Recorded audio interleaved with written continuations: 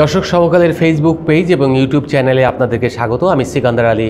আজ যুক্ত হয়েছি বাংলাদেশ ন্যাশনাল টিম, যেটা টি-20 দল, সেটা ঘোষণা হয়েছে। সেই ঘোষণার ব্যাপারে কিছু বক্তব্য নিয়ে, বিশ্লেষণ নিয়ে।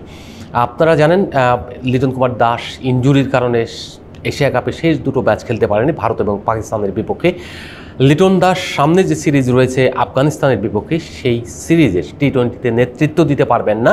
ওয়ানডেও তার খেলা অনিশ্চিত, বিকজ অফ তার পরবর্তীতে ওয়েস্ট ইন্ডিজের বিপক্ষে ঘরের মাঠে আপনার সিরিজ রয়েছে, যেটা খুবই গুরুত্বপূর্ণ একটি সিরিজ, বিশেষ করে ওয়ানডে এবং টি-20 দুটো সিরিজই খুবই ইম্পর্টেন্ট। ওয়ানডে এই কারণে ইম্পর্টেন্ট যে 2027 সালের বিশ্বকাপে সরাসরি খেলতে হলে, ওয়ানডে বিশ্বকাপে, সেক্ষেত্রে আপনার সিরিজটি জিততে হবে এবং পয়েন্ট রেইজ করতে হবে, যাতে আপনার 7 নম্বর পজিশনে থাকেন। সেই কারণে তো সেই লিটন কুমার দাসকে ফেরত আসতে হচ্ছে আগামী 2 দিন পরে। দল ঘোষণা করেছে আজকে, যেখানে লিটনের জায়গায় সৌম্য রিপ্লেস হয়েছেন। আদার দেন এশিয়া কাপে যারা খেলেছেন সেই দলটিকে ধরে রাখা হয়েছে, বিকজ অফ এর থেকে বাইরের আর কোনো ভালো প্লেয়ার নেই এই মুহূর্তে, যে কারণে তাদের উপরে আস্থা রাখা নির্বাচকদের। সেই সঙ্গে আরেকটা বিষয় আপনাদের মনে রাখতে হবে, সেটা হচ্ছে অধিনায়কের ব্যাপারটা কিন্তু জাকের আলী অনেককেই দেওয়া হচ্ছে। তিনি ভারত এবং পাকিস্তানের বিপক্ষে ভারপ্রাপ্ত অধিনায়ক ছিলেন, সেটা একটা এক্সপিরিয়েন্স তাকে দিয়েছে। এবং এই যে আরব আমিরাতেই খেলা হবে যে আফগানিস্তানের বিপক্ষে, সেটি শারজায়, এই সিরিজটি জাকের আলী যদি ভালোভাবে লিড দিতে পারেন এবং রেজাল্ট বয়ে আনতে পারেন, তাহলে কিন্তু তার জন্য একটা ইতিবাচক দিক থাকবে। অর্থাৎ পরবর্তীতে লিটন কুমার দাস 2026 সালে টি-20 বিশ্বকাপের পরবর্তীতে যদি অধিনায়ক নাও থাকেন, সেক্ষেত্রে জাকের আলীকে কিন্তু বেছে নিতে পারবে বাংলাদেশ ক্রিকেট বোর্ড। অর্থাৎ একজন রিপ্লেস অধিনায়ক বা বিকল্প অধিনায়ক আপনার হাতে থাকছে। সৌম্য সরকারকে কেন দলে নিতে হলো? এখানে আফিফ হোসেনও তো ভালো ক্রিকেট খেলেছে সম্প্রতি শুধু না, এই যে টুর্নামেন্ট যেটা চলছে এনসিএল টি-20 টুর্নামেন্ট সিলেটে, সেখানেও সৌম্যর সঙ্গে আপনার একটা হাফ সেঞ্চুরি রয়েছে আফিফের। তো আফিফ তারপরে বিবেচিত হয়নি, বিকজ অফ সৌম্যর যে স্ট্রাইক রেট, সৌম্যর যে ক্যালিভার, সেই ক্যালিভারের কারণে তিনি ফিরে এসেছেন। আজও রান করেছেন সৌম্য, খুলনা দলের হয়ে খেলছেন তিনি খুলনারই ছেলে। তো সেই ক্ষেত্রে মনে হচ্ছে যে সৌম্যর যে ছন্দ, প্রিভিয়াস সৌম্যকে এর আগে নেওয়া হয়নি, নানা রকম অজুহাত দেওয়া হয়েছে, কোনো একটা বিরক্তি বা কোনো একটা ডিসিপ্লিনারি অথবা অন্য কোনো কেস ছিল যেটাকে পছন্দ করছিলেন না সিলেকশন প্যানেল। সেই জায়গাতেই তারা এখন বেরিয়ে এসেছেন, বাধ্য হয়েছেন অনেকটা সৌম্যকে নিতে।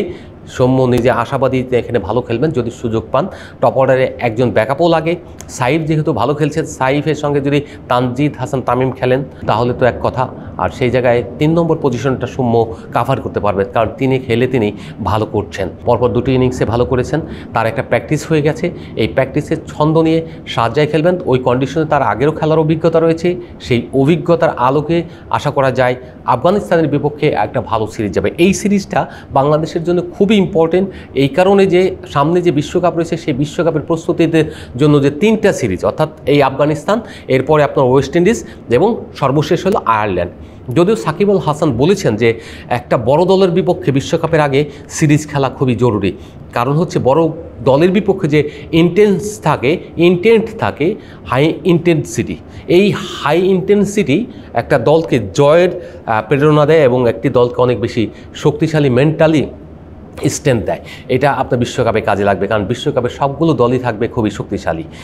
আমরা আশা করব যে আফগানিস্তানের বিপক্ষে শারজায় খুব ভালো করবে, যদিও গত বছর যে 2024 সালে ওয়েস্ট ইন্ডিজের সফরের আগে ওখানে কিন্তু ভালো করতে পারেনি, ওয়ানডে সিরিজে হেরেছিল। তো সেই পুনরাবৃত্তি যাতে না হয়, টি-20তে যেন ভালো খেলে, সেই প্রত্যাশা অবশ্যই থাকবে।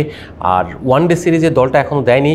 ওয়ানডে সিরিজটা হবে আপনার আবুধাবিতে, সেটা হচ্ছে 8, 10 এবং 14 অক্টোবর। তো এই জায়গা থেকে আবুধাবিতে খেলার অভিজ্ঞতা রয়েছে, টি-20 খেলেছে এর আগে, বিশ্বকাপেও টি-20 খেলেছে ওই আবুধাবির কন্ডিশনে। এই অভিজ্ঞতা, কন্ডিশন সব কিছু মিলিয়ে আবুধাবি যদিও আফগানদের হোম কন্ডিশন, কিন্তু বাংলাদেশকে এখানে ম্যাচগুলো জেতা খুবই গুরুত্বপূর্ণ, জরুরি। মেহেদী হাসান মিরাজ তার টিমটা নিয়ে ওখানে যাবেন। এই টিমে, ওডিআই টিমে কে কে থাকতে পারেন, বিশেষ করে যেহেতু লিটন থাকছেন না, লিটনের জায়গায় ওখানে নুরুল হাসান সোহান দ্বিতীয় উইকেট কিপার হিসেবে থাকবেন। আর সাইফ হাসান, যেহেতু নাইম শেখ থাকছে না, আমার দৃঢ় বিশ্বাস সাইফ হাসানকে ওই জায়গায় নেওয়া হবে। বিকল্প সৌম্য থাকবেন কিনা সেটা কিন্তু এখনও নিশ্চিত না, বিশেষ করে ওয়ানডে সিরিজে। তবে টি-20তে তো 3 দল ঘোষণা করা হয়ে গেছে, সেই জায়গা থেকে সম্মুখে ওয়ানডেতে যদি ব্যাকআপ প্লেয়ার হিসেবে রাখা হয় সেটাও কিন্তু একটা ইতিবাচক হবে, কারণ সৌম্য ওয়ানডে ক্রিকেটও কিন্তু ভালো করছেন। দর্শক, এই ছিল আজকে স্পোর্টসের আপডেট। সেই আপডেটটা আপনাদেরকে জানিয়ে দিলাম এবং পরবর্তীতে আবার দেখা হবে ভালো কোনো সাবজেক্ট নিয়ে।